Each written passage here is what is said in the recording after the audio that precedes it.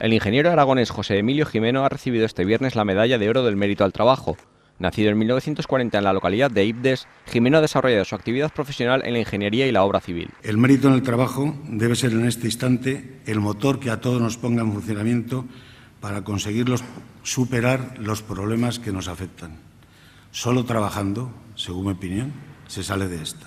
Sus 47 años de trayectoria profesional, así como su discreta pero fundamental colaboración con la Expo 2008, han hecho a Gimeno merecedor de esta distinción, cuya candidatura propuso Roque Gistau. Que José Emilio Gimeno haya sido reconocido con esta medalla de oro al mérito en el trabajo tiene que ver con su trayectoria.